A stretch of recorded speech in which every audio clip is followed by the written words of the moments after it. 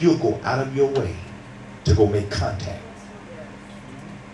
with that individual and say, I am so sorry. I was wrong.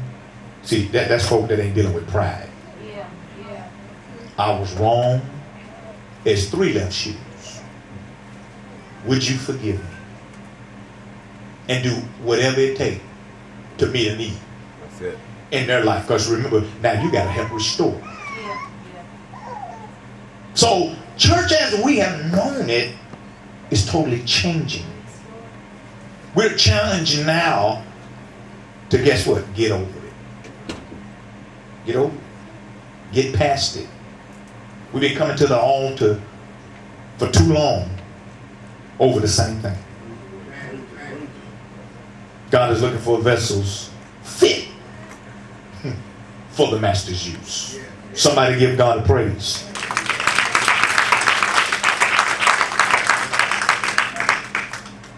So, because God is God, he used Balaam because the Moabites had already employed him to go speak a curse on Israel. So he said, okay, since they already got somebody that they feel that is going to speak an oracle, perform what they want him to perform, I think I'll use him too. Just as God used Pharaoh. Oh, wicked Pharaoh. Hardened his heart. Why? So that he can show himself mighty. Yeah. Glory be to God. So that's what he did. And so Balaam was available to be used by God to accomplish God's will. There are people around you that whether or not you believe that they are people of God or not, God will at times use them. Speak a word. Balaam then at that point entered into a prophetic role. He entered into a prophetic role. And he entered in seriously. He was serious. He was serious, but his heart was mixed up. His heart was mixed up. He had some knowledge of God, but not enough to forsake the magic and turn wholeheartedly to God. Some of us, we mean so well, and we're serious about serving the Lord, growing in the things of God. And we have a knowledge of God, but some of us not enough knowledge of God to turn away from the thing that keeps on luring us. We want to, but we keep getting lured because our heart is mixed. We realize that every day we face a valley of decision. That I have the power to choose to do right or wrong. But for some reason I keep choosing to do wrong. Paul said this, when I want to do good, evil's always present. It's always there tempting me. It's always there, and I find myself yet under its grip and under its control. He summed it up to say that who can deliver me from this mixed up emotion, this mixed up in loyalties, this mixed up mind of mine? Who can deliver me from this? And he said, Jesus Christ is the only one. So a lot of times we're turning to something other than the power that we know that can help set us free. There's nothing wrong with calling your homeboy or your homegirl, but you call them second. You call him first. You don't call to get an answer from them. You call to let them know I got an answer to my problem because I went to the problem solver. You called to testify that, yeah, I know I called you yesterday and say, just pray for me, but I'm calling you today to let you know that I got an answer.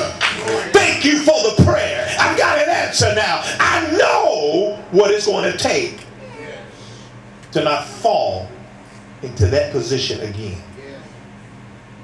And then you say thank you and goodbye. Can't stand on the phone too long.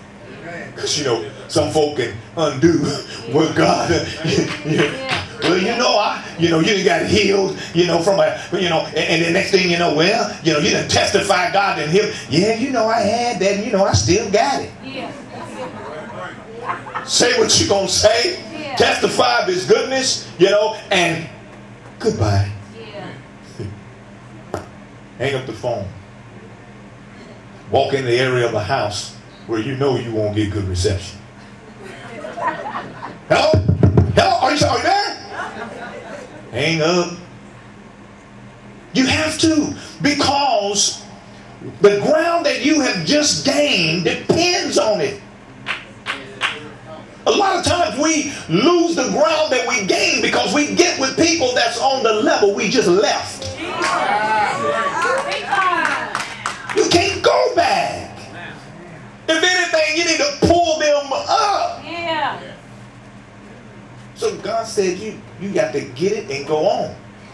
If they want to join you, they'll do the very thing that you did in order to get to that level. Because see, right this season, you got to be careful of people wanting to ride on your anointing. They want to ride on and experience what you have told for months, Sundays, and years to get. Here you looking like olive oil because you just stop eating. Here you are, don't have no friends. Oh, and it's for a reason. Because I come to find out that the closer you get to God, the further away those that. Yeah. You ever want to know how close you are to God? Check your surroundings. Who's around you? And if you find nobody, then guess what, God? It's just me and you, and that's all right. So we got to be careful. This is a season that the enemy is looking. He's trying to creep into churches and look to see who's available. Who's gossiping? Let me get on them. Because you know what happens when a spirit hits a house and it's able to get in one. If it's able to get into one, guess what? It can begin to manipulate and get on others. That's the reason why we got to check it at the door. Yeah. This is the reason why we have folk posted up. Yeah, we got people posted up. Because see, guess what? He ain't coming in here and staying. Ain't gonna happen. There's too much prayer going on in this house.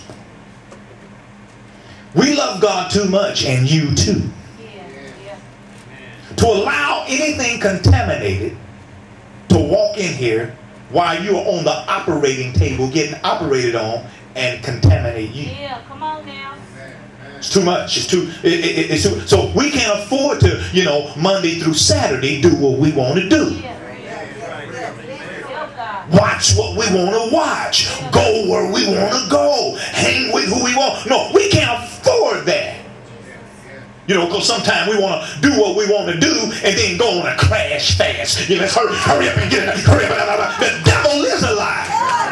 It ain't gonna work no more. See, that used to work years ago. That's not gonna work now. God's looking for people who are living in his presence. Not just showing up and visiting him. I don't know about you. I have moved into the presence of God and I ain't moving out. I'm not just visiting him today. Glory be to God. I've just entered into another location in the room, in the place where he already is. So we've got to be careful because we've got them coming in here, man. They got spirits all on.